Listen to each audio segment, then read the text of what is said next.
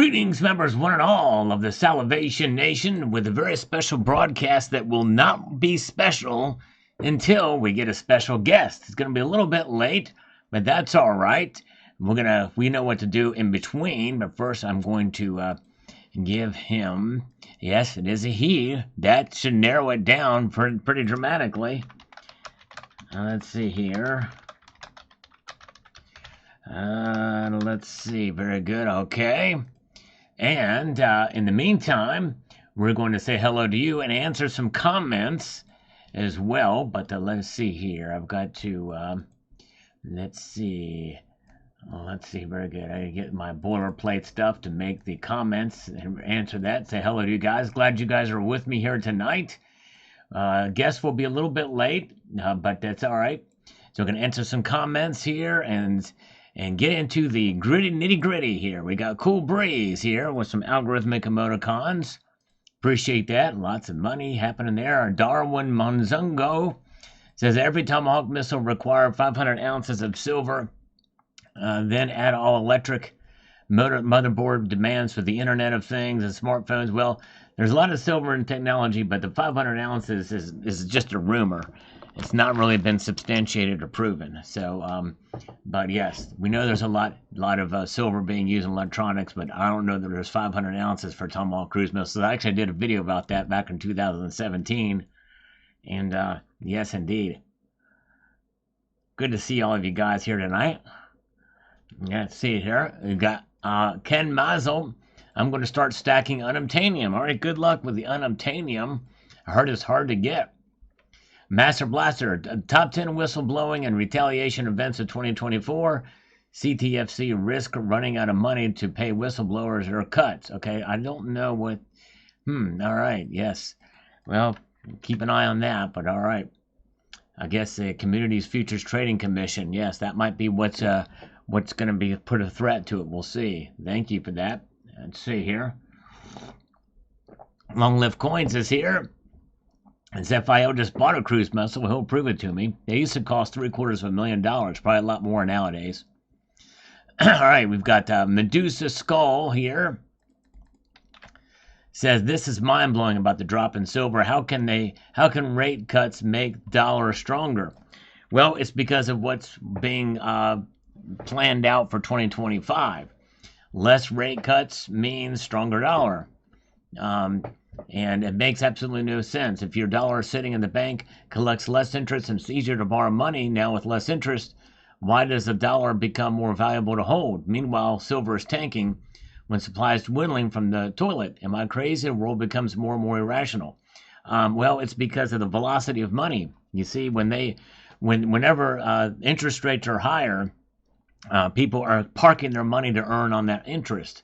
That's why precious metals tend to stay down.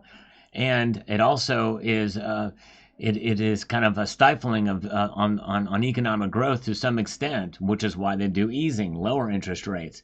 And they're projecting that next year there's going to be 2 or maybe 3 top interest rate cuts instead of the 4 everybody had been thinking was happening. This is why silver went down. And I should have explained that better in that video, but that's precisely what's going on. Not me also. I'm not sure what you're talking about, not you also, but I'm here. Wasilla Stacker. Good morning, Mr. Sal. I'm getting ready to finalize my first order from Summit Metals. Was curious about any discount codes you might have. I don't have any at the moment.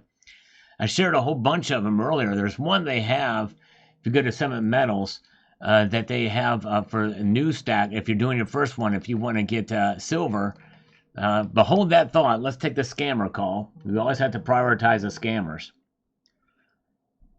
Hello? Hey, Jim, this is Deaton. How you doing? Deaton, how's it hanging, Deaton? How you doing, man? I like the name. We talked about your name in the last conversation. Yes, sir. You remember. And can you remind me the ethnic origin of your name? Not sure about ethnicity, but as far as the cultural, it's actually my great-great-great-great-great-grandmother's maiden name. So that's 7 greats. Last name. Is that's a great to the 7th power then, right? Yeah. Sweet Something home, like Pennsylvania. I like it a lot. Not just a little, I like it a lot. That's right. Yes, indeed. How may I serve you today? I appreciate that, brother. That's what she Listen, said. so Yeah. Go ahead. you said you wanted me to call you back and talk shop. So Let's I figured I'd talk call you back shop. today. Now, in my shop, I have a bunch of tools. I've got a workbench that I work in my shop. There's some dust there. I probably need to dust it off, but there's a lot of wood in there. The shop counter is held up by these steel poles that go down to the ground. It's very strong. If I were to pound my fist against that counter, it would not budge. It would not move. What is your shop? Sturdy. What does your it's very sturdy. What does your shop look like, Deaton? My shop is a bunch of desks right now with 2 monitors on every computer. That sounds like an office. That office. doesn't sound like a shop. Yeah. That doesn't. So I'm actually with ECP Business Capital. ECP, and, East Coast Prospecting, right? East Coast Prospecting. Executive Commercial Portfolio, close Oh, enough. yeah, very good. Okay, yeah, and that's great. But let's get back to the shop talk here because I love. I mean, I think woodworking is great, and I know some people. I know this woodworker in England, and he has got himself a lot of wood. I mean, we're talking about so many different types of wood. Some are more erect than others, but they all do the great job of adding stability to the products that he makes. And it's a really good thing. And his shop is exquisite. I've never seen it before, but I know it's clean. I know it's stable. I know he's a stable genius. I know everything that is great about shops. And I can only attain and hope that my shop will be as good as his shop. So other than tell me what's your shop do? What is Norders Incorporated? Well, we do some woodworking, but what we do is we inject silver ions, and we use the ions, so we mix a solution with silver, and we soak the wood in the silver solution, and it gives it sort of it brings it to life, so that if anybody ever licks any of our wooden products, it will protect them from any kind of damage that would otherwise be caused by licking wood, because the silver is antimicrobial. You know what I mean. So our shop is set up with the liquid. We work the wood. We take the wood. We put it in the solution. We dip it in there for about 48 hours. We let it soak nice and marinate it. Then we barbecue it, and we put it in this barbecue just enough to a point where it gets not quite red hot, but close enough. You know what I mean. And then we lacquer it, and then we soak another solution of the silver solution around the lacquer, because they say it's not good to lick lacquer. So it just makes it safe and fun and pliable and everything for everybody. It's better for everybody when your wood is. It's a proprietary process, and because of that, it's proprietary. You know what I mean? Okay. It's patent pending.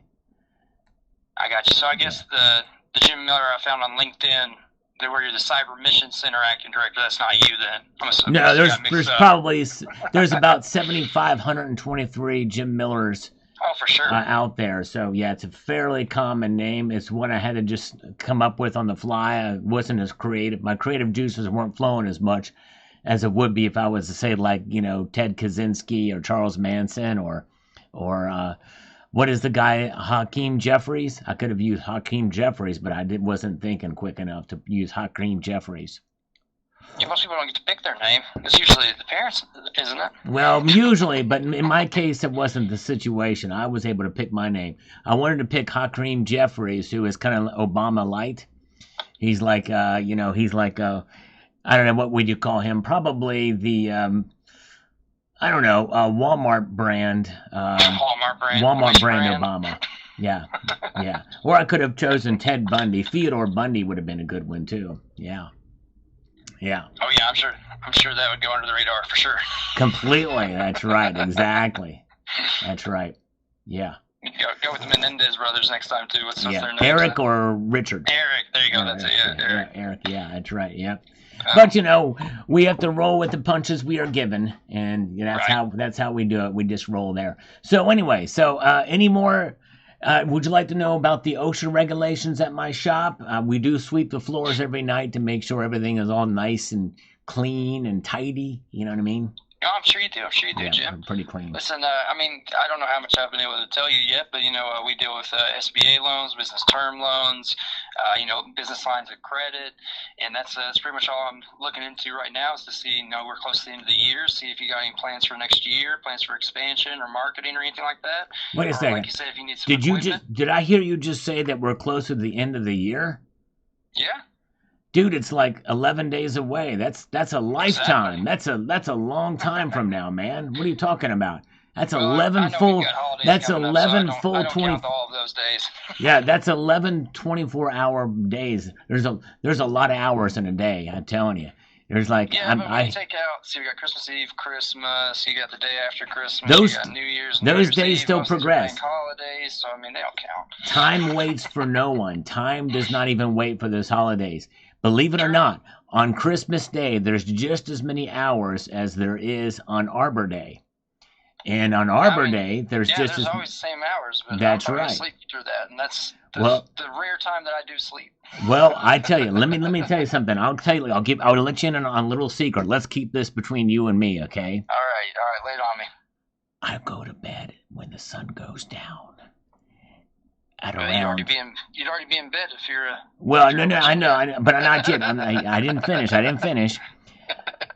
At several hours after I'm watching Yellowstone, and then I go to bed after I finish Yellowstone. Then I go to bed. So it's about 10, 11 o'clock at night, and I wake up. There you go.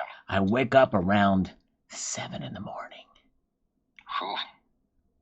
So I'm sleeping. Early I'm riser. sleeping from 10:30 to 7. Don't tell anybody that though. That's not really the cycle that a lot of people don't do that kind of sleep cycle that I do. Oh, So- sure. So I like to keep that. I don't want people to steal my thunder on that. You know what I mean? I got you. So just keep. I mean, you're more than welcome to practice that if you'd like. But but I'm gonna probably, and just because the circadian rhythm of the whole nation would be upset if everybody took my secret, my sleep secret. Right. Yeah.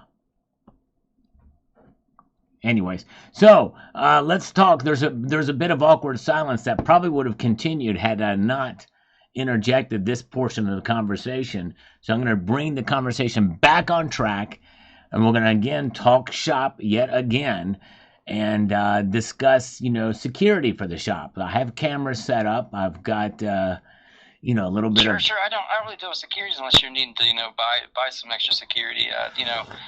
I'm just seeing if you are looking into plans for expansion or you need like a business line of credit or anything like that. Oh, I thought you'd Not never to be ask. I rude, would but, love to get a loan for the business. I think that would be Okay. sweet. It'd be great, especially for the holidays, to get a little bit of the old loan. You know what I mean? Sure. A How loan much are you for the looking business. for? I'd like to squeeze in about 120 grand from you, if that's possible.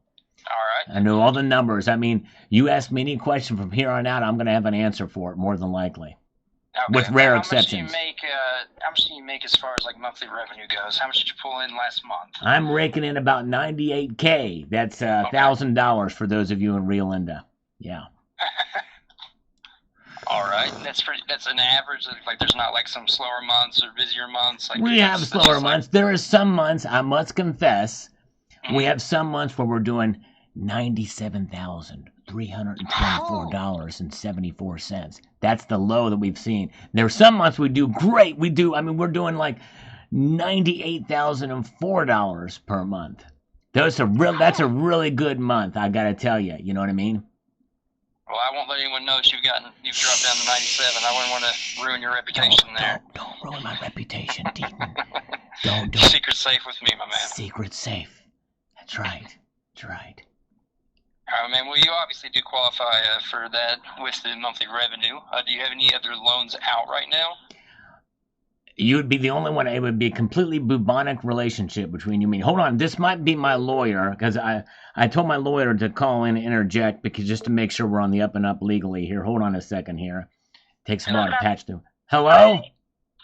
Hi, can I please speak with Richard? This is Richard. How you doing? I'm doing great. How about yourself? I'm doing just fine and dandy. Say hello to Deaton for me. He's with us on the line, too. He's my attorney Awesome. to talk, because Oh, all right. Yeah, I just figured to be on the up and up. It's good to have an attorney present. That's what they always say. And it is Oh close to yeah, Christmas, so presents are always good, right? of course. I love presents. That's good. So what's your name, sweetheart? Isabel. Isabel. I love it. You know, that name rang a bell. Because it's Isabel. You get it? You know what I mean? Yes, most definitely. That's what she Well, said. Very good. Okay, go ahead, Isabel. Yes. yeah, I was just giving you a call from yesterday, in regards to the merchant cash advance. Do you remember? Yes, I do remember it. Yes, that rang a bell too, Isabel. Perfect, perfect. All right. Well, are you currently in the market though? I am in the market. I am in the market to receive a loan, and I think it would be Okay. great. What do you think, Deaton? You think I should bite on this? I don't know. See what they got. Yeah, yeah. Let's see what. Yeah, she says. Let's see what you got. Yeah, go ahead. Yeah. Okay. All right. So, I am basically the appointment setter, so it's not like you would do the banking with me indirectly. Oh So, darn it! I was hoping I would, cause you sound like a nice lady, and all that thank jazz. you. And you strike me as a type that probably goes to really heavy death metal concerts and likes to I headbang and know. thrash around. So I figured, I thought I might be dealing with you. You know what I mean? I don't do that, but yeah, no, that's above my pay grade. I basically am the appointment setter. So basically, if you are interested, I would then have to send you over to, our loan advisors. I just can't do it. I just have to basically make sure that you would be a Yes. right fit for. Uh Chalk huh. me up as being the right fit here. And as far as the pay grade is concerned, well, it depends on the style of music. If it's Taylor Swift, that's on the low end of the pay scale. But if it's Cannibal Corpse or Dying Fetus, it's going to be like way up there in the triple figures. You know what I mean? No, I completely understand. Right, right. Because there's a lot more All right. technicality. See, the thing is Yeah. whenever, with all the blast beats and all the insane guitar riffs and arpeggiation, there's so many notes per minute that this Taylor Swift cannot make. You know what I mean? I mean, I don't know really too much about music, but that's That's very it. possible what you're saying is right. So. Right, right, right. Deaton can probably back me up on that one, I'm sure. That's where you chime in, Deaton. You say, yes, I agree, I concur. You know what I mean? I was just trying to remember arpeggio. I know Arpeggiation, yeah, blast arpeggio. beats. What's that? I know blast beats. I used to play Blast. drums some, but Nice, yeah. I don't know arpeggio that much. Did you know there's four types of blast beats, Deaton? There's the gravity blast. There's the kick snare blast. I don't forget what that's like, the Hmm. suffocation style.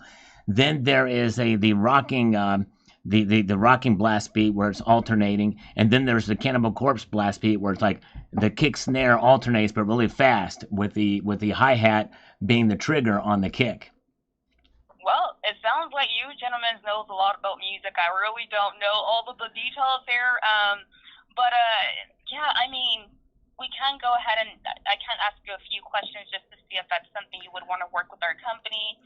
But like I mentioned too, I am just the appointment setter. No So. problem, no problem, Isabella. Well, I am an open book except for the times when it's closed. So go ahead and shoot and ask me some questions. Well, don't shoot. I'm not a violent guy.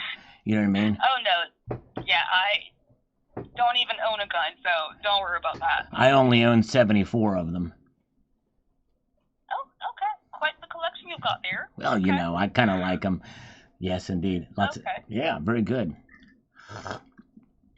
Well, okay. Well, so how long have you been in business so far? 14 years. That was an easy question, man. If that was an SAT question, I'd be like, boom, you got You it, nailed it so far. nailed All it. right. Okay. All right. Now, of course, as far as loans goes, it does go by your credit score as well, your FICO score. What would you say is your what you currently have right now in terms of your FICO? It's hot. It's a pretty good score. I don't have it right in front of me, but we're talking bammo right on top of it. They do they say my credit is great, and Okay. I don't mean to brag, but I got the No, bomb great. diggity of a credit score. No, I'm actually glad to hear that. The thing is that with a lot of businesses nowadays, they might their credit score might suffer, with different expenses and the like. So, with our program, it's more so catered to those who cannot get the traditional loans, through banks and whatnot. So in your case, since your credit score seems like it's pretty up there, it doesn't look like you would be a good fit for us. No, I would be a good fit. What I mean to say is my credit score is good, but I still need to get me a good loan through you because, I think it'd be a good fit because, sometimes I'm a little bit, it's shaky with a good credit score. I mean, some people's definition of good is different than others, I mean, Right. you know what I mean? Mine's only like an 1800. So it's not, it's not that great when you think about it. 1800. Yeah, 1800. Yeah. Okay. I've never heard of credit scores in around those range. Well, but that's considered on the low end of the good scale. You know what I'm saying? But I mean, if you want to get something really, really good, we're talking 27, 3,000, 4,500, and I'm just not there. I'm working hard at it though, Isabella. I'm trying my best, but I'm hanging out on the 1,800 range, and that's all I got to do. You know what I mean? And so, we got to compress it to move it up. Now, if I compress it, though, if you know what compression is, don't you? I do. Now, the thing is that in terms of the numbers you were telling me, though, they're completely out of the range that I'm used to. It's usually, around the 300. Oh, you like a horrible. Wow, that's awful, man. Well, I tell you what. Right. 500. Well, here's what I can do. Let me take my credit card, and I'm going to purchase something out of the Czech Republic and have it funnel through something that will kind of put a couple little damaging marks on it to get it down to. I'll use my business credit card to get that score down a little bit for you. I could probably have that done by Sunday. You don't have to do that. I would not want your credit score to get damaged for me. No. But if it would mean that I could work with you, Isabella, I would love to do it. It would be over the moon. Actually, technically, that would be a very tough thing to do to actually go over the moon. But what I will do is I will do this. Is I will let's see here. What I was saying. Well, let's just get another person in on this that wants to tell us. My other attorney is here. He's a spectacular guy. What does he have to say about this? Let's see.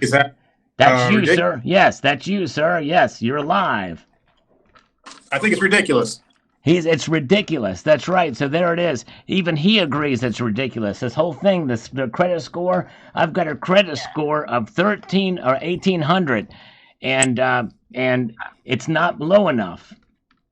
It's not low enough at 800? Richard, I would love to. The thing is that I only want to do business with individuals who are really not in they don't have the ability to get your traditional kind of loan. So I would not want you to, if you have another option, it's best for you to go with that option. But it was a pleasure speaking with you this evening, Richard, and I definitely, you and your attorneys as well. And I hope you enjoy your holidays. But what can I do? I'd be glad to damage my credit more just to work with you. It would be my true honor. No, definitely. My goal, honestly, is to help people, not to hurt them, financially or anything of that nature. So I would not want that. What if I offered you about 15 libertads? Actually, let me count them here. It's 1, 2, 3, 4, 5, 6, 7, 8, 9, 10, 11, 12, 13, 14, 15, 16, 17. There's about 18, 19 of them there. There's about 19 libertads, silver libertads, the old school variety with the edge lettering on them. Fine. You don't want those? That's okay. You don't want they're silver. They're silver, Isabella, and it's a Hispanic name. Isabella's a Hispanic name, and so is Libertad. Do you know what Libertad means in Spanish? Freedom.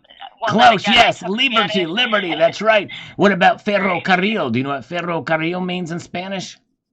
No idea. It means railroad. No idea. Oh, and I could even throw in a free silver card for you, too. What do you think about that? A free silver card. That sort of flexes when you bend it, or when you shake it, it kind of flexes a little bit. It's got a little bendy action to it. You like, and if you rub it, if you take it and put it in your fingers and do it up and down, it looks like rubber. Or, I mean, not like you get what I'm saying. It's rubberizing. Yeah. No, that's okay, though. But I do appreciate the offer, though. I do. Thank you so much for that, Richard. Well, no problem. Anytime, except on Sundays between 7 and 8, and Tuesdays between 10 and 12, and Wednesdays between 4 and 3, and Fridays between 9:30 a.m. and 4:37 p.m. But otherwise, I'm anytime other than those times. Okay? I'll take a note of that. All right. Did you take a note of all those times? It was quite lengthy, but I'd be glad to go through them again with you if you like. I've got. It's okay. Okay, all right. But I definitely hope you enjoy your evening and the rest of your day, and enjoy your holidays as well. Thank you. And Merry Christmas to you. It's safe to say Merry Christmas again, Isabella.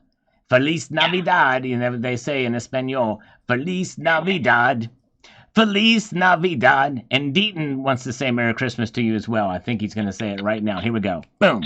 Sure. Merry Christmas, Isabel. Yes. Thank you, Deaton. Take care. I love attorneys that are quiet. Those are nice. All right. All right. Well, thank you. I thank you both. And we'll be in touch. All right. Have a wonderful Christmas season. Take care to both of you guys. All right. Likewise. Take care. Likewise. Bye-bye. Bye-bye. All right. If you haven't guessed already, our special guest is the great spectacular. The silver stacular is here. Welcome, sir. Hey, how's it going, Sal? All right. You came in on a scam call. Figured we'd take that. Thanks for rolling with me there. And for those of you who aren't aware of Spectacular, he's been a member of the community for a long time. And actually, he's had a channel, I think, since what, 2007 or 6 or something like that? Technically 2008. 2008, yeah. I wasn't active on there at 2008. I didn't come in until a couple years after that. Right. But yeah, Spectacular's got a great channel, and another thing you may not know about Spectacular, he's the one that originated interviewing coin shop owners, local coin shop owners, the coin guy. And Jam Unleashed has been very kind to post a link to Spectacular's channel. I'm going to pin it in the chat here. So check him out. So we're honored to have Spectacular here with us. We're just going to do a little impromptu, just kind of discussion here, talk about the markets. It's been a while. I'm usually a guest over there on his channel where we had we call it the metals experience, right? Absolutely. We got to bring that back too. That was a thing. That was a fun thing. That definitely. So we thought we'd just kind of do sort of the same thing, just have a little discussion here and just talk about what's going on. What do you think about these silver prices right now, Speg? Well, it came up a little bit today, right? Yep, it did a little rebound today. It was nice to see. Log in real quick and see what everything looks like at this very moment. I was out with the family trying to enjoy a little family time. Nice. Always good to enjoy time with the family, especially near the holidays, and that's awesome. Very good. Silver and gold are both coming up. I mean, obviously the shock was silver breaking under 30. That was right. People didn't think it was going to happen. They thought that was some kind of floor. Yep, and I was one of those that was hoping it would be a floor, but I always kind of left the room with the possibility that could be the case. And but yeah, what a move, a good buying opportunity for sure. I was talking to Hi-Ho Bunker Bullion yesterday, and it was interesting how we were talking about how people, we like to guess, right? We like to speculate. We like to come up with, thoughts based on what's going on out there.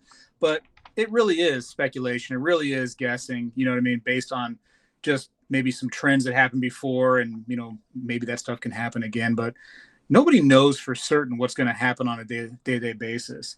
We guess, and it's what's going to happen from here. If you said, it's really going to be a guess. That's exactly right. And that's why I don't put any pressure on myself when I make my year-end predictions at the beginning of the year or the end of the previous year. I do it just for fun and just for entertainment purposes because, like you said, no one really knows from one day to the next or 1 year to the next.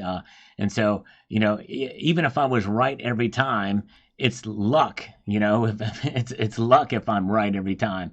Of course, I'm obviously not, but you're exactly right. Nobody really knows. And why is that? Well, because emotions drive the market primarily. And all the pattern analysis is out the window when emotions get involved, Yeah. I don't know. I think that, the channels that try to build themselves around like any kind of, let's call it fact about what silver is going to do, I think it just kind of ruins the ultimate message of nobody truly knows. You can put some basic guessing on, what you think is going to happen, and that's going to be it. And I want to give you some props, Sal, because your channel is one of the ones that's down to earth. You have a lot of news on your channel, and I always tell people, I said, if you want to see a really good channel that has news, has some comedy in there too, but has like the real facts, and a guy that really digs in and tries to find the information for you, that's Salivate Metal. I mean, you're a good dude when it comes to just getting the real information out there. Well, thank you, sir. I'm honored, and I appreciate you saying that. I try my best, and same thing for you. You do a great job in your channel, and there's a lot of variety there. I love that you will take a deep dive into some of the older numismatic coins and pieces. You did a video recently about the sphere, the spear that pierced Jesus's side, and the silver spear. That was a really cool piece. But you've also talked about the markets, and your interviews with Coin Guy are great, and just an amazing channel you've got as well too. Well respected in the community. Oh, there it is. The Holy Lance. That's it. Yeah, that is. I would call it Holy Lance if it was me, but I mean, we understand why. I guess it was called as such. Right. Yeah, I love that case that comes with it too. That's really neat. I think the case is where all the money is. Yeah. They did a good job on that. Yeah, they really did. And so I mean, and I love things like that. But you also talk about the markets as well, and other topics with regards to precious metals and collector coins. And like I love the video you did about the flowing hair gold coin as well, and your thoughts about the market on those and the aftermarket. It's pretty amazing. And you think about what coins do so well and how the market can change for them and after the effect. What are your thoughts on the flowing hair, where you think it's going to go in terms of the market for it? Well, I think that like when we saw the what was it, 2021, like kind of that bucking bronco coin, I think that a lot of people were like, oh, that's not going to do much, but that coin has shocked a lot of people today. In only a few years, that coin is significantly up in price. Yes. And I think the flowing hair is going to trend upwards, as well. Now, it is interesting, though, that I think we have some coins that are held back somewhere, both the gold and the silver metal. I don't know what their plan is, if they're going to put them in some kind of set. So I wonder if that will affect the price when those do come out, that maybe the resale market won't be as strong when those come out. But did you see the auction of the number one of the 230 privy gold coins? Did you see that? 480,000, I think, is what it ended up being, somewhere thereabouts. It's crazy. Yeah, I thought it was 440, 480 sounds good too. Either way, maybe it was 440. Maybe it was 440. Yeah. I know it's somewhere in the $400,000 range. Yeah, it's nuts.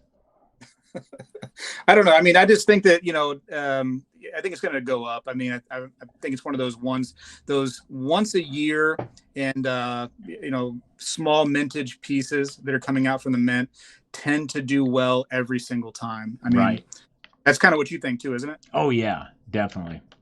Yeah. I do think, usually like, the cornerstone of my collection is the, Proof Modern Commemorative Series. I stopped collecting them in 2022, made a big video about it, which didn't do very well because not a lot of people are interested in those. Oh, that's pretty cool too, the revolver. But anyways, in the early years of those, they made them in the millions. And so they had a fairly high issue price out of the mint. But then in the aftermarket of those things, now you can get a lot of those coins, even the ones that have the mintage of 400,000, for pretty much bullion price. For the silver, and the gold for pretty much bullion price as well too. And then the American Liberty series came out in the gold, and those things were going for a fairly good premium. But now I just saw that the 2017, which had been selling for a very high premium for quite a long time, JM Bullion got a huge lot of those, and they're going for $100 above spot. They're going for bullion price, including the packaging. It's crazy. It is crazy. Thank you, freaking awesome, for the 5 Salivate Metal memberships. Very kind of you. How many you have in here right now watching? So you always have a good following on the lives. Yeah, I'm surprised we got 108 now. Yes, and I appreciate everybody being here. It's an honor that you would choose to spend your time here with us here. We've got Spectacular, for those of you who are just joining us here, and he's got on his screen right now the revolver, which is, I never got a chance to pick one of those up, but that's a really nice piece too. It's actually the same company makes both of these. Oh, cool. Yeah. If you want, I'll throw you a little introduction right there, but they've got some great pieces, and they just do some fine work. A lot of back in the day, you'd see these kind of pieces right here, and it'd be very one-sided, right? The other side would be flat. Right. Maybe have the country on the other side, and the denomination on the other side. But they're able to get just some crazy stuff done these days with silver. It's just amazing. It really is. Now, is that a struck piece, or is it a poured? I don't look like a cast piece. It looks like it's struck. I don't know. I believe it is. Yeah, I don't know their method, but I believe this would have to be a struck piece. It's very clean, as far as that goes, which makes you believe it's not a poured piece. And the capsule. I mean, good grief, that capsule is absolutely amazing. Yeah, size to fit. It's amazing. Sure is. Well, there's so much stuff out there. I've been kind of talking about that once in a while, because people are like, well, watch a video of mine that I have one of these items in there, and they're like, oh, I don't like that item. I'm like, just wait, because there's something out there that you're gonna like. There's so many things coming into our hobby right now, and it's both good and bad. It's bad if you can't control yourself, but it's good if you like things. If you like some things that are fun and things that pique your interest, they're coming, and they're coming big time, because our hobby, our lifestyle has been just booming.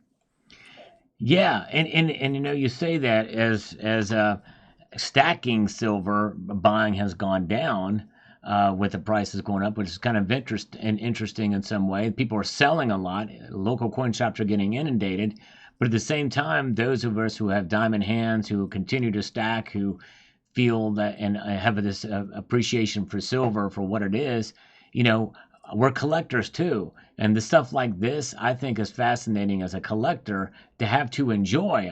In some ways, I would get those pieces because I enjoy them. I don't really care about the aftermarket value of them.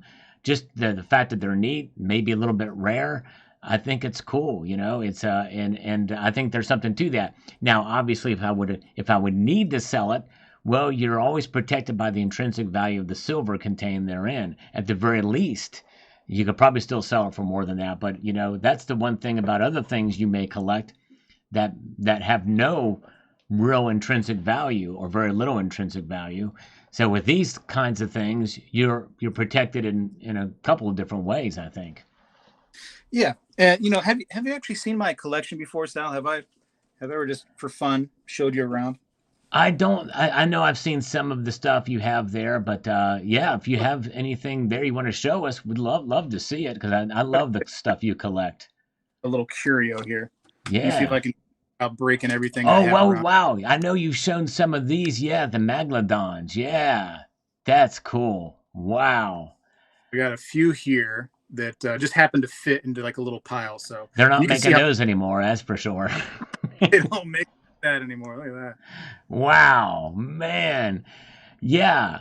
You know what? I never thought I would say this, but this interview is getting a little bit long in the tooth. Oh, sorry. I have to cut it short then. Huh? No, I'm kidding. I'm teasing. No, that's wow. That's cool. Wow, amazing. So Speg's a collector too. Yes, indeed. Look at that stuff. Is that a die back there? So yeah, when MK Bars made a die for one of the pieces that I did, he actually made it. As you can see, the die it reads normal. Yeah. This means that when it stamps, it's going to stamp backwards. So every one of those dies or every one of those coins were stamped backwards, unfortunately. So this is the error die. Okay. And so that is actually the real die. Right. Wow. That's cool, man. That is neat. I got all kinds of little knickknacks in here. I'm a knickknack kind of guy. This is actually a piece that you might appreciate, Sal. Let me get this one real quick. I've showed this off a few times. I'm very careful because if I drop one of these, that's it for that glass right there. Right. Whoa. Oh, wow. John 3:16 with your spectacular logo there, and the whole verse is there stamped out on that. Is that made of bronze? So this is actually copper. Just pure copper. Wow. I poured this copper into a bunch of sand. You poured this. This is your poured piece. Wow. Yeah, my poured piece. And I made it just a couple of years ago. Nice. 2022. I'm missing that before. That is really cool. Thank you. All right, I'm going to go up high here. Okay. The Dungeon stamps that came out this year. Those are fun. What is what is that? Dungeons and Dragons? Yeah, they came up with some stamps from the USPS. Oh, okay. Nice. That's fun. Right. I'm a collector of things. Yeah. And some random pours and stuff that I have here. Right. Yeah. That is neat. Yeah, look at that. I like that dinosaur. This is a piece that I made right here, Sal, that I have like a love for uranium glass. So actually I melted the glass, some uranium glass. Okay. And then I poured one of my pieces and kind of stuck them together. And so it's actually silver within uranium glass. That is neat. Wow. That's a clever, unique way to marry the two different things together. That is really neat. I like that tree. Is that tree made of silver too? So yeah, somebody took some silver, made it into some silver wire, and then was able to basically manipulate that wire into this tree right here. Yeah.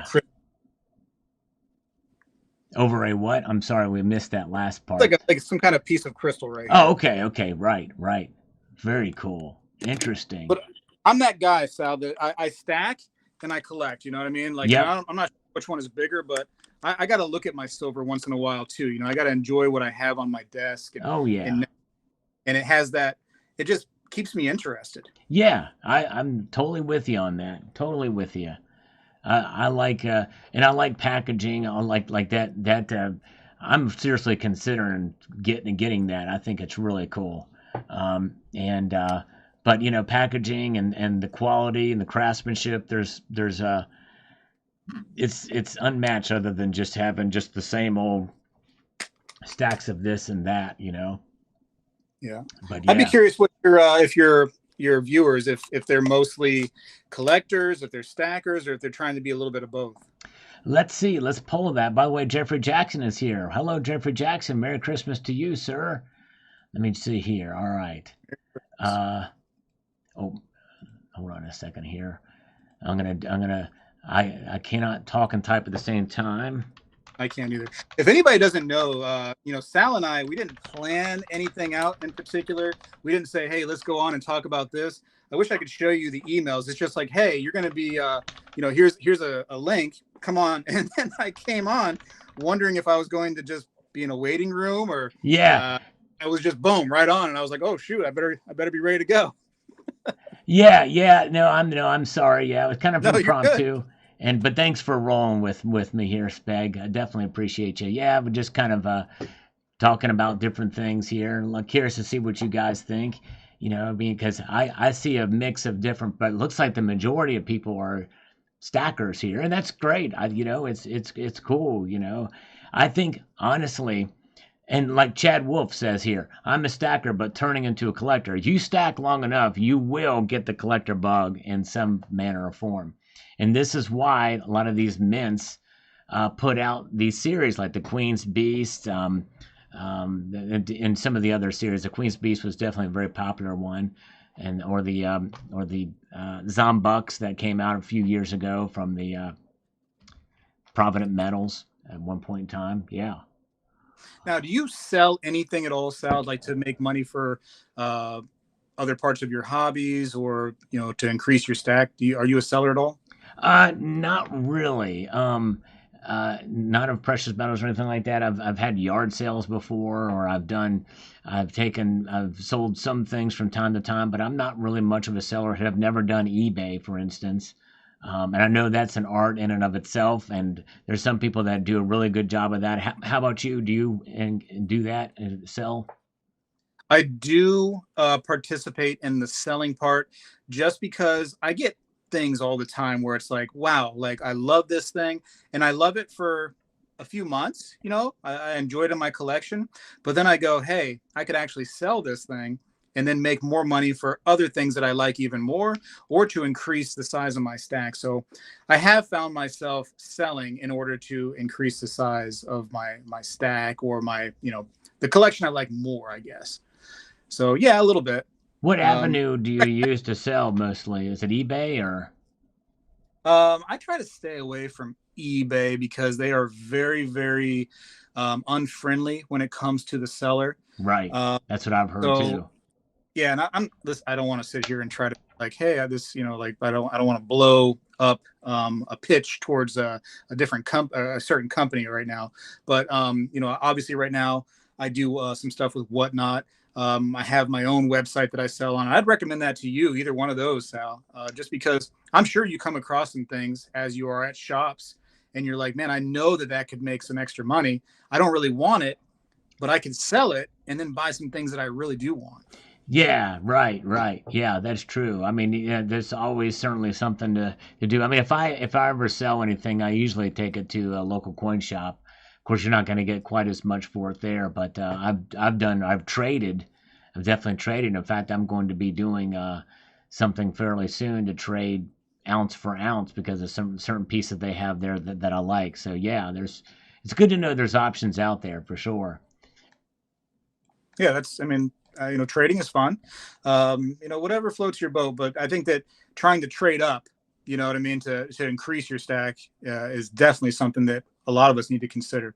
Trading up, whether it be just an actual trade for metal, or if it's going to be, money for metal and then back to the metal. Right. Yes. Yep. Strategy is involved in all that. Go ahead. Let's move this. Hold on. Did I show you this over here? This is a work in progress. I'm trying to do something with this here. Nice. That's where I went to that treasure coin auction, and that is a piece that actually there was a lot of these pieces into the rocks down below, and I guess what had happened was there was almost like a groove, if you could imagine like a groove like this in the rocks, and the ship had gone and boom, just kind of slammed into these, right, and kind of went a little too deep and slammed in and got sunk way out in the ocean there, and then boom, brought all this silver and gold and other treasures and just kind of sunk it down into a little pocket. And so then a couple hundred years later they find it, and they had to actually use some x-ray devices to find some of the pieces that had now been kind of almost encapsulated into coral, and they cleaned it up a little bit, and then they have a few of these pieces like this right here, but they're pretty cool. Oh, it is neat. That's a museum quality stuff, and that's amazing that you're able to procure those, and the way that those were laid out. I mean, there's no other like it. You've got one of a kind there, and I think that's absolutely incredible. That is awesome. Yeah, thank you. I really do like that. It was a task. I went in with the plan of buying this thing, and then I told the wife, as the excitement for that particular piece was on. I was telling her, I was like, I think I got to overspend for this thing. Right. But yeah. But it's something you're going to enjoy, and there's something about the joy of collecting that I think is one of those things that goes beyond the price you may pay for it. There's the unique situation that you find yourself in. I was at a coin show and saw a piece that was just absolutely mind-blowing that I would love to get, a 1795 silver dollar. They had one there, and it was like, oh, it's just like that's one of my dream coins, and it's just to have a piece like that would just be amazing. But the treasure that was down in the ocean for all those years, and to pull it up and have it in raw form like that is just on a whole nother level. I find that stuff exciting. Now, there's not a lot to look at with some of these pieces because they are, as they come from the ocean. But right, you kind of get the the history behind it, and you're like, man, I got a coin from the 1715 fleet that was dug up 300 years later. It's just so amazing to me that this is available to our hobby. It's so much fun. It is, and that's really the key. It's you enjoy it. It's fun. You've taken your journey as a stacker and a collector and just how that works. I mean, and how that marries into other things that you do, and it's an appreciation of history and all the stories around it, which is pretty amazing. For those of you just joining us, we have Spectacular with us here tonight on a live stream and an interview. We thank you all for being here. And Tony Erickson, another great member of the community. Well, I'm going to tell you, and Spectacular, I'm going to tell you a little something about Tony Erickson here in a moment. But he has gifted 5 Salivate Metal memberships. Then you want to talk about discovery and how you made that, you stamped out John 3:16 on that copper bar that you poured. Well, there's people in this space, and Tony Erickson is one of them, that actually refines quite a bit of gold and silver out of electronics and creates his own bars and just lots of cool stuff that he's done there with refining. And that's an art and a science, and it's very dangerous. And Tony Erickson has done a great job with that. And yes, and as JM Unleashed has said there, Spectacular's channel is pinned at the top of the live stream chat here.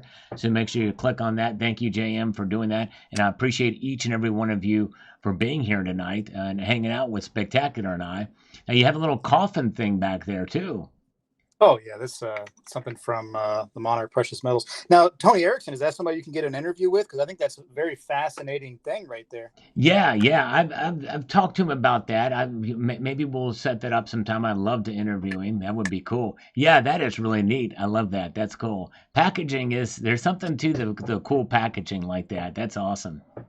And I wish the United States Mint would take a note. Me too.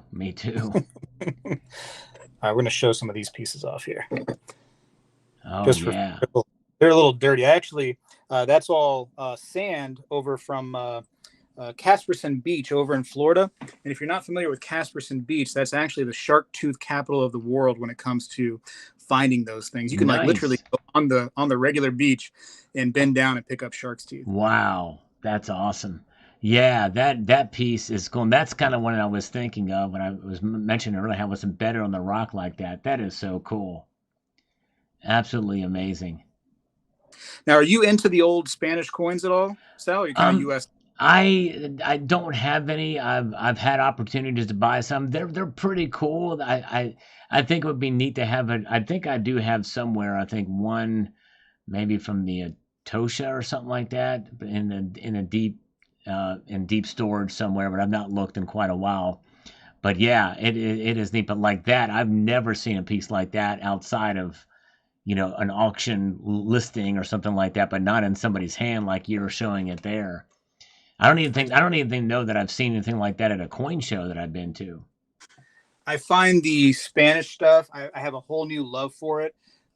Just because I think that the Spanish stuff has a history and a place in our collections of United States coins, just because that was literally America's first coinage. Right. Is Spanish stuff. And so I've just absolutely fallen in love with the stuff. Oh yeah. Yeah. No, you're right. It is a foundation. The pillar, the dollar sign was derived from the Hercules, whatever the thing of Hercules.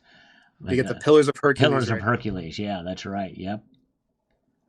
That's cool. Those are nice, chunky. Man, that's amazing.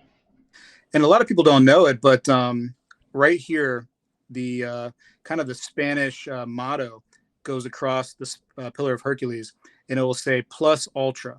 And it looks like it almost says like silver SVL, but it actually stands for plus ultra, which was, basically Spain saying that in order to obtain these, we had to go beyond the pillars of Hercules to the Americas to get these coins. So, oh, wow. Pretty interesting. Yeah, that is.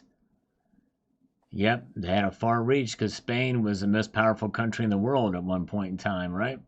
Absolutely, yeah. I mean, if they could have gone a little bit longer without a bunch of hurricanes hitting them, I think that everybody in the world would speak Spanish. Right. Yeah. Do you know what date that is right there, Sal? 1729, right? Isn't that amazing? That is amazing. This is in that far. That's crazy. Yeah. Well, my little adventure, and which is really not, in the grand scheme of things, not nearly as impressive as what you've got, but because these are fairly common. But I got one of the original tetradrachms, the Athenian owl coin, which is the first commonly distributed silver coin, widely distributed silver coin in history. Most commonly, widely, is the Athenian now. You've seen that, right? Oh yeah, I love those. I'm a big fan of ancients too. Don't get me wrong. I don't know enough about them, and I got to have them graded if I'm going to get them because they scare me a little bit. You know? Yeah, no, I hear you. And this one I kind of vetted. It's not graded, but I was assured that it was genuine from the source that I got it from. Yes, indeed. Thank you, Master Blast, for the $1.99 super chat. Appreciate that. But yeah, that's cool. No, I hear you. Yeah. Oh, look at that. You've got one there. Very nice. Wow. I just don't know enough about it. I haven't, put the time in yet, but hopefully I have some time left on this earth that I can get in there at some point and try to learn a little bit. Yeah. Is that Claudius? Yeah, that's what it says right there. Yeah. I take their word for it on the paper. Yeah. Wow. Very nice. Yeah. It's just so out there for our hobby, and everybody can find their little, niche and what, interests them. And it's just so much fun. It really is. And those old school Libertads that you showed there that you've got, that's one of the original ones that I bought back in the day when they were much less expensive. The 85s in particular, I have an original unwrapped tube of those in the original wrapping from 1985, and they're just really cool pieces.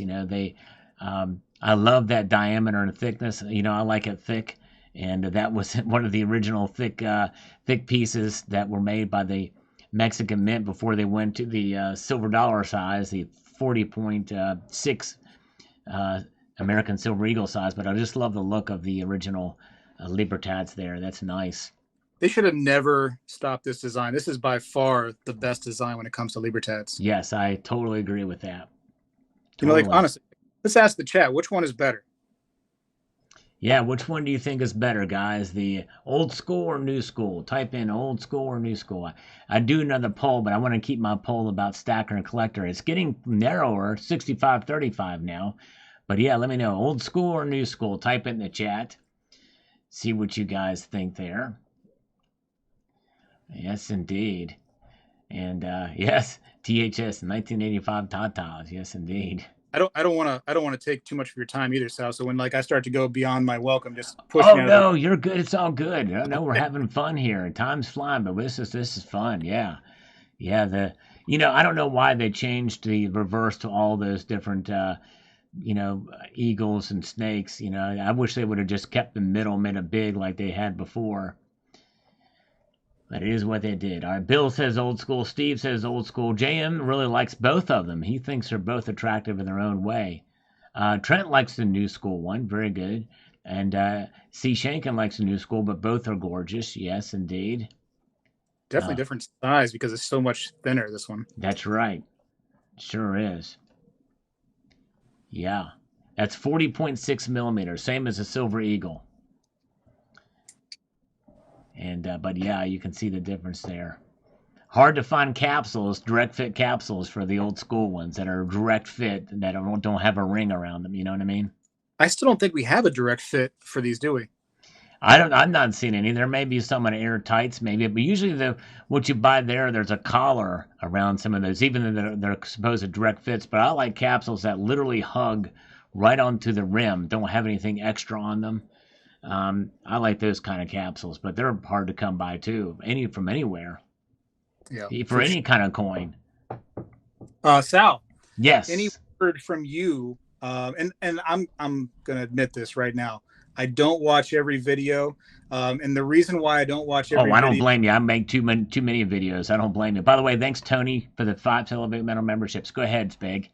Well, it's not so much because you make a lot. I actually enjoy lots of videos. It's just I don't want to get ideas from somebody else, and then all of a sudden, we start to get into this little, match of, hey, I came up with that first. I don't want that smoke. So no, don't ever worry about that with me. I mean, there's topics I know there's been times where, and same here. I kind of don't. That's one reason why I miss a lot of things too. But there's been times where I've come out with a video, and boom, 5 minutes earlier, somebody else posted the same video topic. It happens. It's hard. It's hard in our. Yeah, it's hard in our market. So I would never ever think anything different if you and I by some chance come out with the same topic or whatever, I would never ever think ill of you or anybody else who would have that. But Well, yes. thank you. Okay, that being said, Sal, what do you think about the Florida Goldbacks? Are you a fan? Yes, I love the looks of them, and it's the first time that they've added three new denominations. I would actually like to get a set as a collector, but I'm a fan of the Goldback in general, because of of how it was set up. Now the linchpin on the Goldbacks in general is the exchange rate, and the exchange rate is really what makes it worth it to actually have them. Now, what makes the Goldback work? What makes the Goldback work is if they're actually transacted with. In other words, you use them. They have to be spent. Otherwise, it's just high premium gold that you collect and you enjoyed collecting. But I would not stack them unless you're going to spend them. But to collect them, I think it's like, look at that. Are those the Florida? No, the Floridas. I don't believe anybody except for a few select will have some of the promotional Floridas, but most of them will not come out until January. Okay, right. But I like to get set the Florida ones because they're going to have the three new denominations, including the 10th ounce gold, which is 100 Goldback. Yeah, and those are going to be about 550-ish Yep, plus. that's right. Yep. But if you spend them and they honor the exchange rate, that's really where it works. If that exchange rate goes away, then then you're basically trading them at spot price, and then it's a very high premium piece to get, and it doesn't work that way. That's the magic of them. But yeah, you've got a nice wallet there with all of your Goldbacks. That's awesome. Yeah, I got a few different types. I got a lot of the Floridas coming in, so I'm hoping that I get to show those off when they come in, and they look. Yeah, they look cool. Do you have a place to transact with them, or are you just collecting them? What do you are you saying that do I have a place that I can exchange them or like sell them? Right. I mean, I don't want to do that. I want to collect them. I would, if I did anything, I think I would take some of the one Goldbacks, and I would go to like offer them as tips. Yeah, there you to go. server stuff, and try to get people into it. I doubt I would ever, spin them as they're, have the side intended, ability of them. I would mostly just collect them. Right. Understandable. And that is it. That's and that's another thing. It's a high premium piece, but if you're collecting them for the artwork and for what they are, then that makes it worth it. Yeah. Yep. Yeah, I think that collecting them is going to be what most people do now. Right. You can actually go to the Goldbacks website and you can see like a laundry list of different places in each state that allows the Goldbacks that they actually accept them. And I mean, if you want to get technical, I mean, I guess I do accept Goldbacks too as part of my business. Cool. But how often is that going to happen? Most likely never, just because it's mostly a collecting thing. Right. Yeah. Yep. That's true. Good point. Well, I hope you get some. Yeah. Thanks. Yeah. It would cost. I've calculated it. It would be over $1,000 to get all the whole series of the Florida Goldback. But I think it's historic because this is the first time they've offered the three new denominations and the 100. But it's just hard to pull the trigger on that. But I do have the full set of the Nevada, and I have one Utah Goldback. But part of me would like to get like to get more, and like to get the Florida Goldbacks. But yeah, it's pretty neat. I almost think that they had to put out the half Goldbacks just because of how crazy the gold price had came. Yes. That their hands were almost tied. They had to do a smaller denomination because one just wasn't cutting it anymore. Right. Exactly. That's true. This was no longer your cup of coffee. This was now just, it's your cup of Starbucks coffee still. Right. Yeah. Very true. What is on the horizon for Sal when it comes to 2025? Have we talked about that yet? No. I'm going to be putting out a video soon with my channel goals. I never do that. I've never put like a channel goal thing. It really isn't a whole lot to speak of. But I'm going to continue as far as my personal journey. I'm going to continue stacking and and maybe shifting to some more collectible type pieces as well too. Maybe even more so in 2025 than just some better bullion and stacking stuff. But how about you? What's your what do you have planned for 2025? Well, I went ahead and threw myself a curveball and had another baby come on the way, so that'll happen here in. Wow. So I'm gonna keep my fingers crossed that I can keep on going. But now that's gonna be 3 kids in the house, and I'm gonna try my best. That's all I can say. Just gonna try my best. Man, wow. Well, congratulations to you and Mrs. Spectacular. That is so awesome. I'm so happy for you. A blessing, but yes, it will throw a wrench in some things as well too. It's an adjustment, but that is a major deal. That is awesome. Yes. Wow. Congratulations, sir. And I think that's kind of like how my life tends to, work itself out, is all throughout my life. I don't know what I'm doing. I go with the flow, and things tend to work out. You know what I mean? And I think I'm just gonna follow that suit. I'm just gonna hope things work out.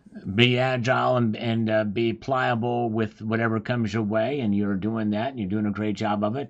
I want to shout out Justin Sartain with a $9.99 super chat, and he says, "Happy Friday. Jesus Christ is the King of Kings. Indeed, He is." And this is the one thing. Christmas is the time of season where you have literally God coming to earth, born to die. That's right. You've heard that saying that bikers have, born to die. Well, Jesus did just that. He knew from the moment that he was sitting in that manger that 33 years later he would be suffering on a cross for our sins. You're right. Thank you, Justin. And it all was summed up in this verse, which you see on the screen, on this really cool poured and hammered piece of copper that Spectacular has brilliantly crafted here. Just amazing. Yes, indeed. Thank you, Justin. And yes. I'll tell you what, Sal, when you start getting to about here, a little sweat starts to come down your face, because it's like, uh-oh, what happens if I mess up? Right, right. Yes. That's true. There is no whiteout for stamping copper. The copper's got to be even harder to stamp than silver, I would guess. And but yes, amazing. You're right. Wow. Silver or copper will actually bounce back at you sometimes because it's such a tough. Right. Yeah. I actually got this, Sal. So this is something I would love to do in 2025. I want to show this to you and your viewers here. Hold on a second. By the way, while you're getting that, you have a new subscriber from Jeffrey Jackson. You're gonna love Jeffrey Jackson, and is an amazing guy. And so you've got a quality subscriber in Jeffrey Jackson. He just subscribed to your channel. Thank you, Jeffrey. I appreciate it. Like I tell everybody, like, not everything is for everyone, but there's something in there that might appeal to you. And I would hope that you'd hold on to those some things rather than hate me for one video here and there that you just don't like. You know what I mean? Come back and there's going to be something you like. And that goes for Sal too. Not every video you're going to love. Right. Exactly. Yeah. I think overall you're going to like the product if you subscribe to either one of us. Yes, exactly right. Thank you. Whoa. The original die. Wow. So this is actually something that has never been used before, Sal. Oh, okay. And it's hard to tell, but it all happens because of what's going on right there. Oh, boy. Right with my fingernail. It's hard to see. Yeah, and in my preview screen is pretty small, but it looks like, does that say 0.900? It says 0.999 fine, and the difference is my normal stamp says silver. This one says gold. Oh. That's why it's never been struck. You got to get an ounce of gold to put on that thing. Yeah. Yeah, it's going to be a little bit of a pricey situation. And it doesn't seem like the pricey situation is stopping anytime soon. No, it doesn't. But yeah, that would be, yeah. Some people have asked if I would do a gold piece, but it's like, I know hardly anybody would buy it. And the cost to get the dies made and everything like that. And yeah, it's just wow. But yeah. That's cool, though. You underestimate your viewership and the people that like you out there, because I would definitely buy a piece of gold with your name on it. Oh, wow. Well, thank you. How about silver with your name on it, for crying out loud? I love those. Those are thick. Yeah, love them thick. Yeah, thank you, man. Yeah, that's cool. And I've got your original. I think I've got the original Spectacular piece from MK Bars. The original channel round that you had. That's it. Yeah, that's the one I've got. Yeah. with the old logo. Yeah, with the old logo. That's right. These were fun. I wish we could do something like this again, but I think that's a bygone time. Yeah, yeah. Things have shifted. Now people are doing these poker chips now. Have you seen those? Poker chips, like what? So they're putting like their name on poker chips? Yeah, yeah. Really? Yeah, it's pretty well. I've seen other channels do it, and but yeah, it's like things change. There was a sticker craze some time ago, and then oh, oh my goodness gracious, I should have done. Wow, look at that! Not only does he have one poker chip, he's got like 4 designs there. Look at that. That's cool. I should have. You got me on that one, Spag. Wow. Got to keep up with the times. Exactly, man. That is awesome. That is cool, man. Look at that. A red one and these are my clay poker chips here on the top, and then I really, really wanted some ceramic poker chips. They're both casino quality, right? But I really love the ceramic much better. That's cool. Yeah, yeah. That'd be neat to get something like that made. Yeah, that's awesome. Wow. Well, I think you should, man. I'd love to have some Salivate metal poker chips. I'm sure that everybody in this chat right now would love some of those. Wow, that is neat. Look at that. Really cool. Really cool. Heck all that stuff. It just everything changes, and you just got to keep up with the times, and that's where we are now, I guess. Yeah, that's true. I wonder what will be the next swag thing that will come along for folks. It's neat. I mean, but yeah, that's awesome. Well, one thing that won't change is silver and gold. That's the one thing. And tell me what you think about this. This is something that I've really kind of impressed upon folks. I wanted to do it when the price of silver was going up. Oh, that's nice hologram sticker. That's cool. But censored. I love that. That's great. Oh man. Old school, new school libertads and standing liberty censored. That's right. But it's this notion that when we hold silver, there's something about having it. One of my channel viewers mentioned it's off-grid savings. It's value. It's something that there's something to it that is it's outside of the entire system. It's a savings account. It's wealth outside of the system.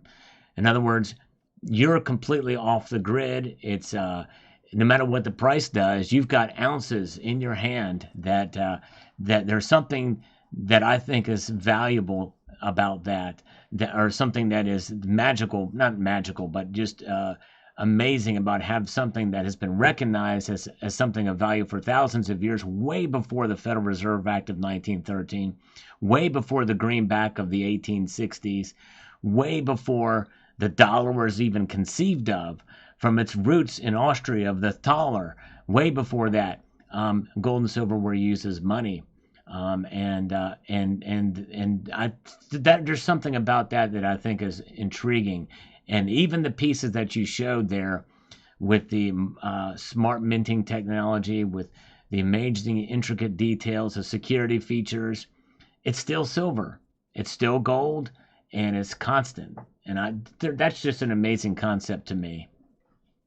Yeah, I kind of wonder on a human side where that original allure to gold and silver come from. Like they say that gold is otherworldly, that comes from some outside source of the world that gets basically blasted into the earth, and that's how we have gold. Did we see that at one point, like human beings, and go like, wow, that's amazing, that's now valuable? Like where did it originate? Obviously it's in the Bible, right?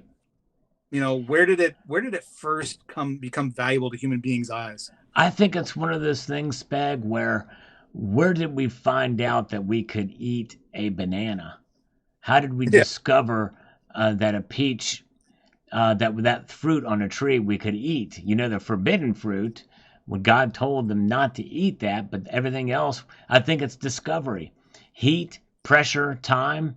Heat, pressure, and time are the 3 things that led to the discovery of gold and silver. It took heat by accident through fires that actually, you could see gold and silver.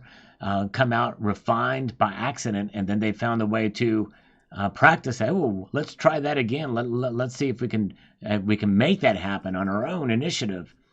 And then they found a way to be able to do that, and gold and silver just it just came to be.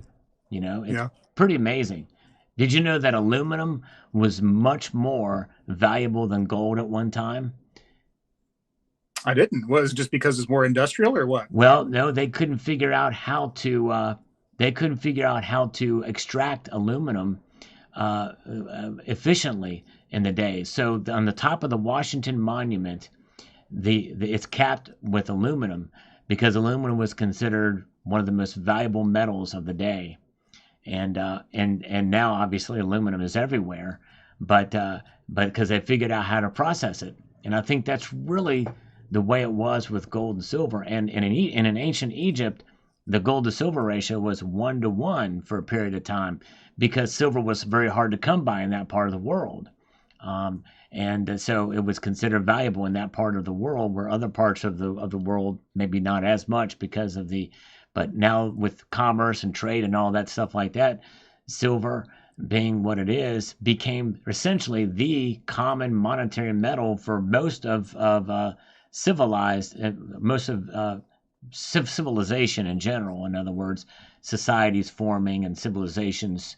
Silver was the metal. It's really only until recently that it has not been. In other words, essentially the late 60s throughout the entire world. We know 65 was the end, was marked the beginning of the clad era in the United States, but other nations of the world had some percentage of their coins silver content through some of the later 60s. We had $50 until 1969, as 1970 was only in the sets. But it's crazy. So really, we're not that far out as far as on the scale of civilized human history of not using silver and gold. We're in an unusual time. It is very, I tell it to a lot of people, actually. The thing you just talked about is that, this is a very, very short period where we don't find silver and gold to be used like money every single day. And so I believe that a lot of people believe that history repeats itself. And so I do think that at one point, who knows what it's going to be. It's going to be a year from now, 100 years from now, who knows? But history will repeat itself, and we'll be using gold and silver for money again. And probably other things too, other things that, we can hold in our hands that are, and has some intrinsic value. It'll be valuable again.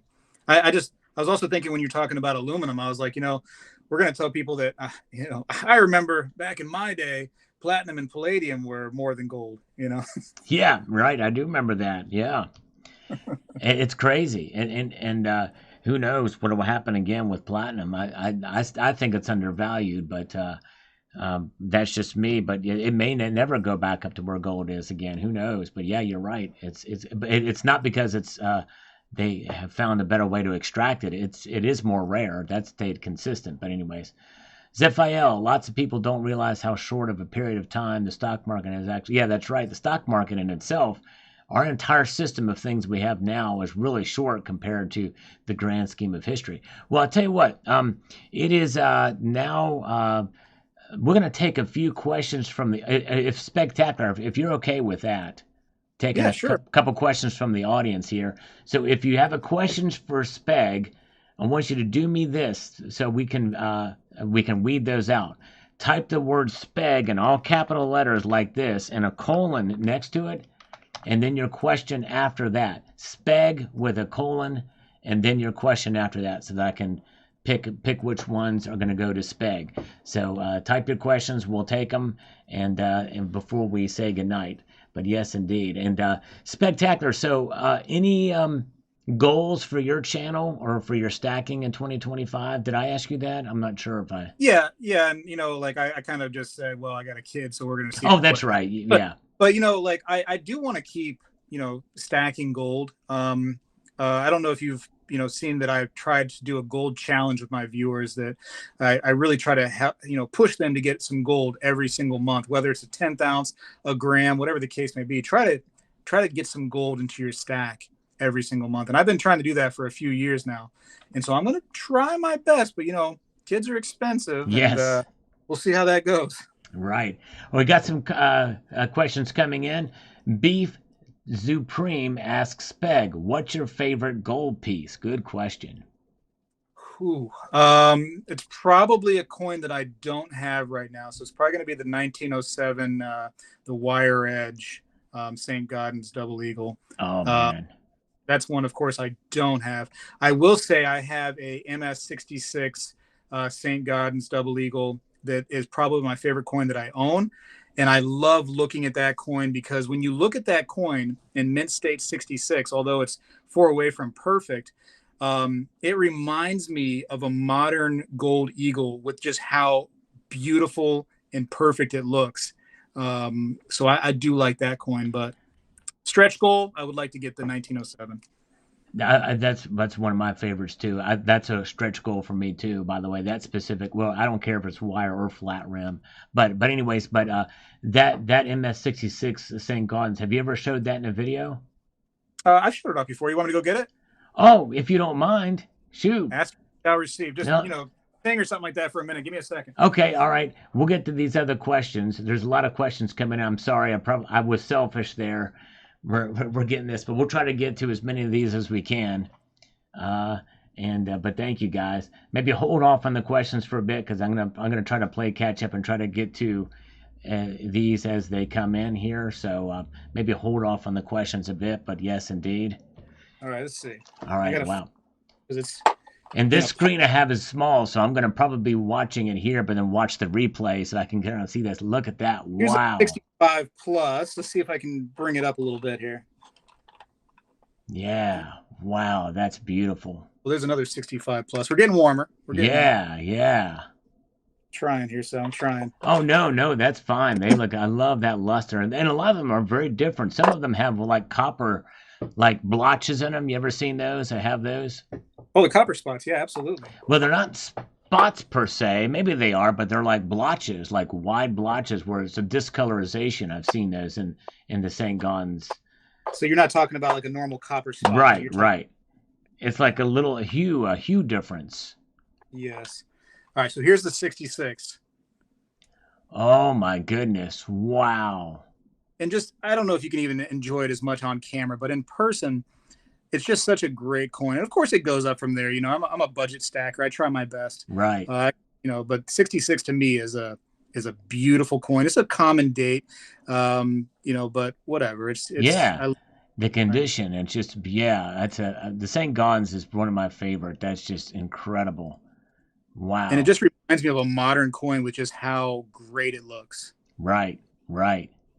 Oh, yeah. It does.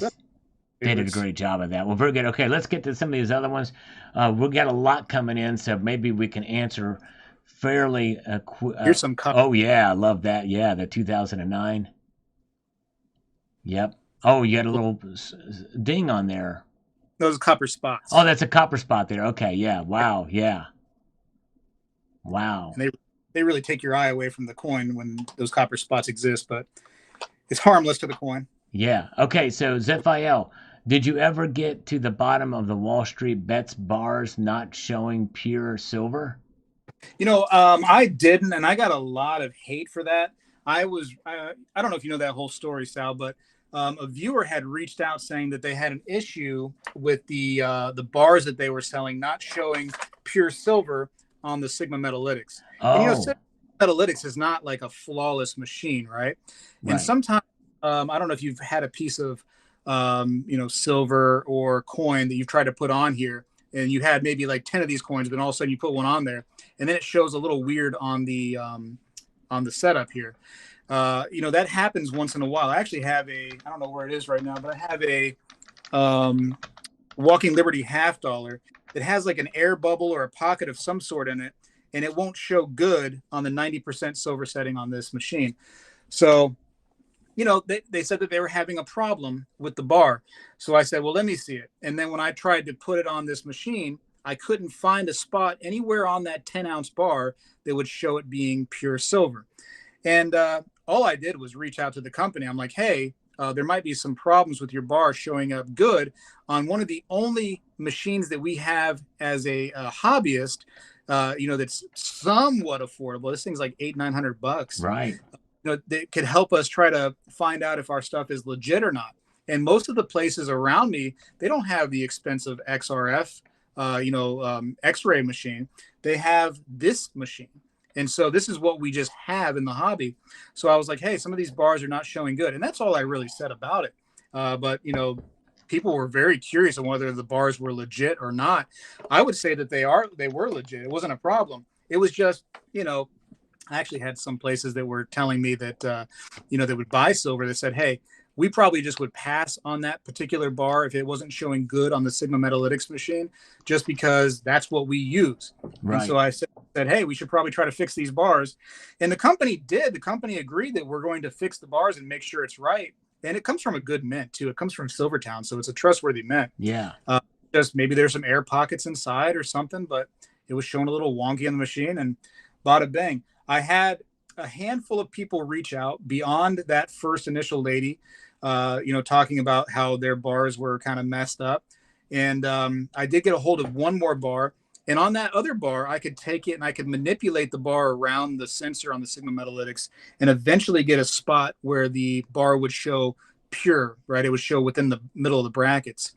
But that original bar that I had from that lady, nothing would work on that particular spot. So I don't know if it had extra air bubbles or what was going inside. I'm not sure, but and you've calibrated the machine, right? Oh yeah. You calibrated the machine and then recalibrated and then tested it, and we can show you how one tests right now just for fun if you want. Yeah, we'll just choose one of these one piece right here at random. These 999 fine Libertads. Which one, Sal? Pick one. The one there by your finger. There, boom. Okay. Yeah. We're just gonna pick a random one, and it shows it's in the brackets. The machine's good. Yeah. It's just some coins or some bars that have some issues. Right. And that's what happened. There was a handful of those bars that had issues. I do have this, Sal. This is actually, although it's not the bar, it's one that was made for the same place, Wall Street Silver. Okay. Yeah. That's cool. That's nice. Sad tale of what happened to that company, Wall Street Silver. Apparently, somebody owned the Reddit, somebody owned the YouTube, and they split up. There was some misappropriation of funds, allegedly. Oh wow, man! Yeah. It was not the greatest thing when it comes to trying to be good for the community. Right. But this bar they did a great job on. Right? Yeah, that is cool looking. Yeah, I like that. 5-ouncer. That's nice. Yeah, long-winded answer there, but it's really it took a long time to figure out what in the world was going on, and I reached out, like I said, to the CEO of the company selling those bars, and he's like, hey, I want to get this problem fixed for the people out there. And I'm like, I agree, that's not a problem. Right. Okay, a couple of quick ones I think you can answer fairly quickly. Count Trumpula, Speg, can I have your favorite raunchy coin? Favorite raunchy coin? You're looking at him right there. There you go. Yeah, that's right. And then Bill 457, was the coin guy your LCS? One of them, yes. So, I have, being in Florida, especially on the West Coast where I am, and there's coin shops everywhere. I mean, it's a retirement state, so everybody likes coins around here. Right. There's coin shops and pawn shops littered all the way up. If you guys are familiar with the West Coast of Florida, US 19, they're all nice. So he's one of my coin shops. He was the second coin shop that I interviewed after the first one kind of got a little flaky with me. I went to Coin Guy and he said, yep. He said, I've been wanting to do this. My son, advised me that I should do this. And so I would love to talk to you guys about, coin shops and what I do. And history was made. Stacker Man's Rabbit Hole. How much for a poker chip? I think that they're only a couple bucks. On the website. Again, I'm on Sal's channel. I don't want to sit there and advertise my website. No, go to spectacular.com, right? Is that right? Yeah, I think that they're on there right now. Yeah. So check out spectacular.com. He's got his own website, web store there. And by all means, plug it all you want, Spectacular. This is what this is about. I don't want to, Sal, but I also am doing for the Florida Goldbacks, I also am doing the pre-order. So I'm one of the few companies that have the pre-orders for the Florida Goldbacks on the website. Nice. That's awesome. Chad Wolf, what's your chance of having a New Year's kid? Very likely. Very likely. Wow, cool. Yeah. And Beef Supreme, related question: do you set aside any precious metals for your children? So I started doing that, and I had all these good intentions, Sal, but my kids do not care about this stuff whatsoever. Right.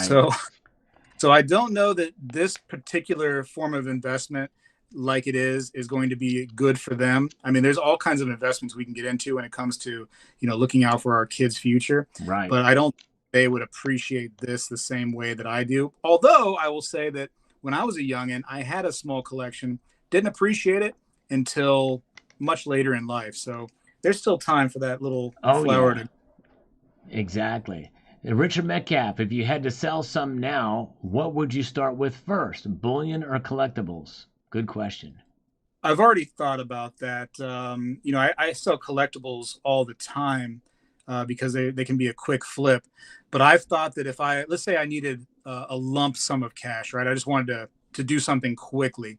I've thought, okay, I probably will sell the silver first, like the big chunks, because I have a few 100-ounce bars. I'd probably sell those first, and then I would move on to the gold. And it would be just the basic gold too. It wouldn't be like the St. Gaudens that we saw earlier. It'd be like your regular 1-ounce bullion rounds and stuff. Right. Okay. John What Hanna. about that one? Go ahead. Say that again. Can you answer that question? Of what I would sell first? Probably, probably would be the common stuff. Yeah, the collectible stuff would be last for sure. Yeah, unless it was something like the Gods of Olympus. There was some collectible. I sold those things at a loss, and it was I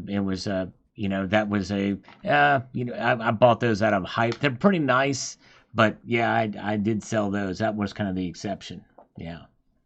Speg, do you have any human teeth with gold fillings in your collection? No, I have. I don't know where it is, but I have one of my teeth that when I was growing up, I don't know where it is though. But no, I don't have any gold teeth. That's funny though. Well, I'm going to add this I'm going to try to make a mental note of this, because for one of my channel goals, I'm going to show something related to that if we get to this particular goal. And you guys are hearing it here first. And so stay tuned for that. Not that that's going to be a motivator to help me get to the goal, but it'll be pretty interesting. All right, good question, John Hanna. Jeffrey Jackson, who is your new subscriber, says, why wire rim over without rim or a flat rim? I don't know. Just the allure of it has drawn me to it. It's hard to explain why that particular coin, and like, let's call it the designations that coin has given me that just allure. Yeah. I don't know. I don't know that I can answer that. Sometimes when I look at a coin, it's not because of, I don't know, just some facts about it or anything like that. It's just the look. Right. And the look of that coin has drawn me in. Yeah, and I don't know that there's much. I mean, the wire rim and the flat rim, I guess it's how thick the rim is around the coin or what have you. The wire rim's thinner, I guess, than the flat rim. They're both really about the same in terms of value. To me, it's not as big a deal if I can find one for a better deal. But that is my dream coin too. My ultimate dream coin is to get the 1907 high relief, just like Speg. We're right in the same boat there. So that's awesome. Bill Arrington, congratulations on your new addition. Thank you, Bill. I'm sure he appreciates that. Very cool. Thank you, Bill. And Daring Doberman, did you see the video I did inspired by you the other day? He just here. I just wanted to shout him out. He inspired a video I did recently. And let's see here. And thank you again, Sin City, for the super chat. Very kind of you indeed, sir. Let's see here. Where are we at? Think if there's any other questions. I'm sure I've missed some because I'm trying to catch up here down here. We were looking for colons, guys. We needed colons from all you guys. That's right. We need a cleansing of colons. Bellows Forge, what is your most valuable piece in your collection? That's tough, Sal. Um, it might be. Well, now with that price increase, it might be that Bucking Bronco 2021. Yeah, That's gone crazy. it has. If not, it's some classic commemorative half dollar. It could be the Hawaiian. It could be something like that. Yeah, yeah, very cool. That's awesome. John Knox, who is coming to us from the United Kingdom, is it still possible to get those silver coral pieces from any LCS stores in Florida? The coral, like that one right over there, you're probably not going to find that other than an auction or maybe somebody that doesn't know what they have and it ended up in a shop. I remember some years back I saw a piece of 8 that was in a pawn shop, and it came with a piece of paper, and it said that this coin is what it is. You still have to be careful though. The COA can be printed up on a printer, no problem. You need to buy these things from reputable sources as well, so that you're getting the legit thing. And so when I bought this right here, is actually from Sedgwick Auctions, and Sedgwick is known, really worldwide for kind of being the authority when it comes to Spanish coins and treasures, and a lot of those salvagers actually work with Sedgwick so that those coins go directly to them. So I don't know that you can't, get them from some shop around, but I would be very careful when you do see something like that, just in a regular shop, even with some piece of paper, that it may or may not be what it claims to be. Yeah, and that is something, you mentioned about ancients not being quite sure. And that's another reason why I'm kind of steered away from some of the shipwreck coins for the same reasons. But yeah, if you know what you've got, it's genuine, it's definitely a good thing. But like you said, you got to be careful. So Bill just has a statement. Hope you have your child before the year changes for tax deduction reasons. No, I can't force her out any earlier than she wants to come There out. are drugs you can take that might be worth it for the tax deduction. Get her on some Prutosum or whatever that stuff's to induce pregnancy. We can make it happen. We need to avoid taxes or what, just to. I'm going to work on. What's that? I'm going to work on it right now. We're going. There you go. Exactly. There you go. That's right. All right. Get a prescription. Tony Erickson, yes, I forgot about the Four Horsemen collection. That is pretty cool. That was a privately issued. I think that was from Provident Metals too. The Four Horsemen, yeah, those are just silver rounds that were pretty cool. And let's see here. And Tony Erickson gave another 5 Salivate Metal memberships. Just seeing this, catching up with the chat. Thank you, Tony. Appreciate that, brother. And let's see here. Where are we at? Yeah, Tony's the man. All right. Yeah, all right, we'll take a few more questions. So I think we've caught up. If you've not asked a question yet, type the word SPEG in all capital letters and then let's do a semicolon this time because a colon just sounds too anal. So we'll do a semicolon. We will be partially rear-ended on this one, all right? SPEG, semicolon, and then your question. Can I ask you, Sal, like what you think your most expensive coin is? My most what? Expensive coin. Man, that is tough. It probably would be the Bucking Bronco, is my guess. But I have some other much rarer coins that are really hard, tough to do. Like I have the dragon, the gold dragon from 2012, which had a mintage of 388. The 2024 high relief gold dragon had a mintage of 188. The high relief swan had a mintage of 188, but the secondary market is all over the place with those. So I don't know, but I would probably have to say, probably like you, it's going to be the Bucking Bronco. Yeah, it's a tough question because I'm not really trying my best to go get this most super expensive coin. That's why I haven't gotten that 1907 double eagle yet, just because that's an expensive coin. You're putting all of your resources into one piece. Yeah. I do really love when people collect like that, when instead of having a ton of stuff, they have 4 or 5 pieces only. I do love those collections, but I'm not that kind of collector. I like to buy lots of different things. Right. JM Unleashed, do you think the GSR, the gold to silver ratio, is much higher than it should be at this time? Good question from JM Unleashed. That's a tough question, and it goes a little bit back to how we were talking about this is a new territory for human beings, right? Where gold and silver are not valuable at this very moment. So I don't know that we can tie a gold to silver ratio into anything at this point in time.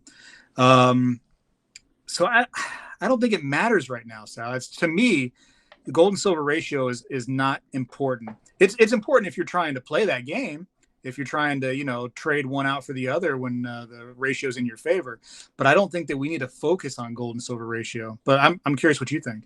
Yeah, I tend to agree in so much that silver has changed dynamically in terms of how it's viewed by the market. So therefore, the price is looking at it differently.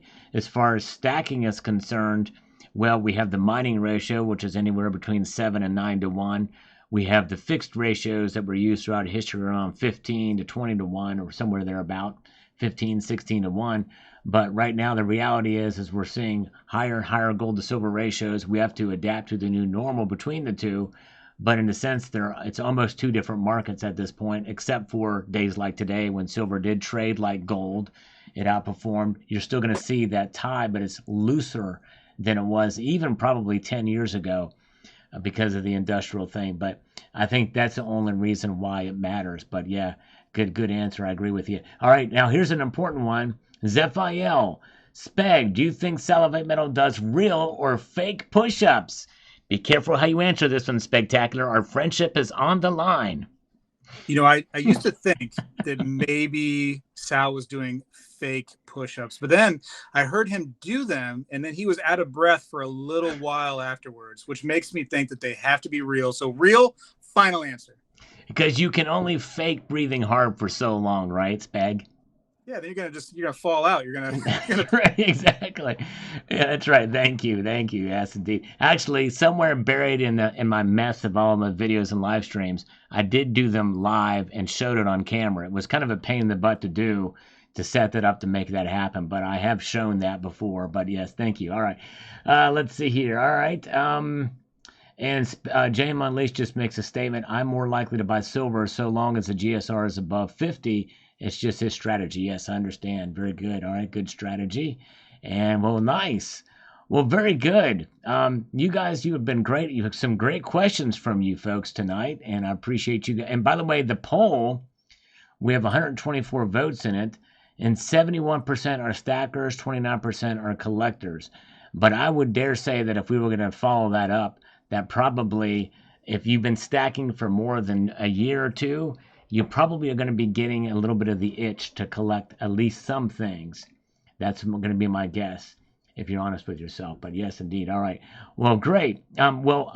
Spectacular. I really appreciate you being here with me tonight. This has been fun. We'll definitely do it again, or we'll do this and or a combination of our discussions, the metals. Oh man, what did we call it? The metals. Metals experience. Metals experience. That's right. Like the Joe Rogan experience. It's the metals experience. That's right. I don't know why I threw that in my mind. But is there anything else you'd like to say that we haven't covered tonight that you'd like to get across to the viewers? I'm gonna answer this last question that Chad, I think, had in here. He asked me how I would spend 10K right now for stacking gold, and what gold would you buy and from where? Can I answer that? Oh, yes. Good question. Sorry, I missed that one. Very sorry. Thank you, Chad. So I've been trying my best, since gold has been expensive, Sal, to do it as cheap as possible. And I have been on the Costco bandwagon big time. And I have been trying my best to buy gold from Costco when I can, just because you can get it for under spot immediately when you buy it. And it's a fantastic opportunity for the little people like you and I to get in there for cheap. So I have been trying my best to utilize that. And I've just been buying whatever is available and whatever I can get for as cheap as possible, with these prices being what they are. And what I have on screen is some things that you've seen from my channel from 2024, where I've just been trying to buy those things. So boom, final answer. That's amazing. And I've never ever seen that pop up in my area. I've never been able to buy gold or silver, never available where I'm at. So way to go. That is awesome. That is awesome. By the way, thank you, SEC Smith Coin Company, for the $5 super chat. Real push-ups and Sal only pass gas one time. That's right. Thank you, SEC Smith Coin Company. And Long Live Coins with a $10 super chat. Thank you. Appreciate that so much. And Spectacular, thank you. That is awesome. What a great time tonight. And thank you guys for engaging and for your patience as well. We had fun with the scammers, and Speg came right at the exact time to bail me out of that call. That was awesome. And Spectacular, I can't thank you enough for being a great member of the community and such an awesome guy. And just for all of your content that you produced through the years. Highly respected member of the community, and you are the foundation of it all in terms of you can say that is because it's sparked a lot of interest in this precious metals community, and it all came from you with the interview with the coin guy, and that legacy is passed on to other channels. So it's just amazing. You've helped out a lot of people in this community just from that alone, but in many other ways just from the information you provided and the content you've shared. You inspire stackers and collectors like me. You've inspired me. I think hopefully early next year I'm going to get one of those spears. I think that were the lance. That is so cool. But anyways, but thank you, Speg, so much for everything and for being here tonight. You're very welcome, Sal. I'm actually going to write myself a note right now to connect you with that company so that you guys can have a little chit chat. Cool. But no, I mean, listen, talk about Pillar. You are the one right here that a lot of people come to. We love your live shows. It's kind of a nice meeting point for people to get off what's, on their chest and then talk about metals a little bit too. It's wonderful. It's a great experience. And I've been happy to have you guys around me, to just hang out with and learn from and just to kind of be in this community with. I mean, it's fun. It is a community, and we gotta hold it because that's what we got, man. This is what we love to do. And so thank you, Sal. Exactly, and thank you. And I think I speak for Speg, and he pretty much did mention in here that we as content creators learn a lot from you guys in the comments. So please comment, please continue to educate us, because we pass that along to others in our audiences, and we learn a lot from you. And so we thank you so much for what you do too. So thank you again, Speg, and thank you to everybody. I'm going to call it a night here because I got to work on tomorrow's video. You all have a wonderful evening. Thank you so much. Keep your feet on the stars and keep reaching for the ground. Have a good night, all. Take care. See ya.